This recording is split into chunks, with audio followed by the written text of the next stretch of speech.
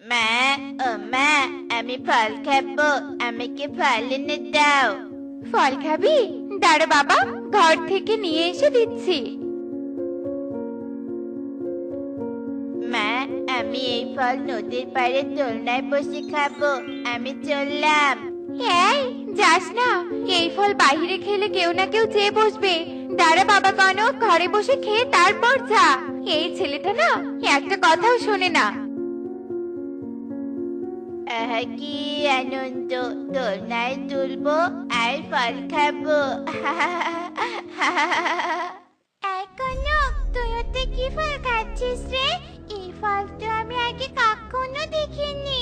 এই ফলের নাম কি রে? এটা বিদেশি ফল।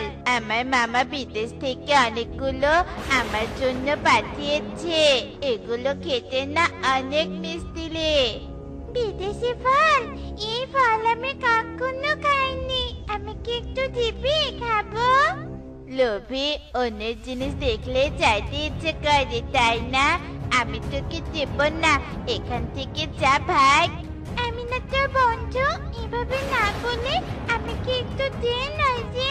আমি তোকে এখন এই ফলের পরিবর্তে অন্য ফল দিব।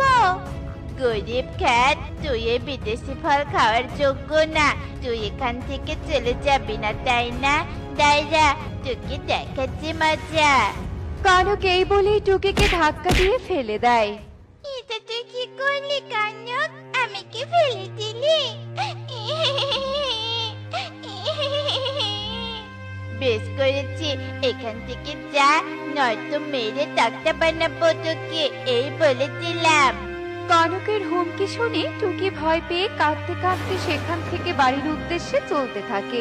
মা, টুকি, এ কি তুই ভাবে কাঁদছিস কেন? কি হয়েছে? কেউ কিছু বলেছে নাকি রে মা?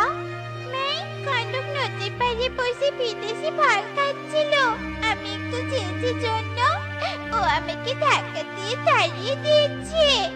মা, আমিও বিদেশি ফল খাবো। আমাকে বিদেশি ফল এনে দাও। মারি, আমরা গরিব। বিদেশি ফল কিনতে অনেক টাকা লাগে। আর তাছাড়া বিদেশি ফল যেখানে সেখানে পাওয়া যায় না, শহর ছাড়া। কোথায় পাওয়া যায় যাক, কত টাকা লাগে লাগুক, আমি কি বিদেশি ফল এনে দাও। মা, আমার একটু বোঝার চেষ্টা কর। তোর এই আবদার শুনে আমার কলিজা মোচড় দিয়ে উঠছে। আজ গরিব না হলে তোর সব ইচ্ছে পূরণ করতাম। হে বিধাতা, আমার মেয়েটাকে একটু বুঝ দাও।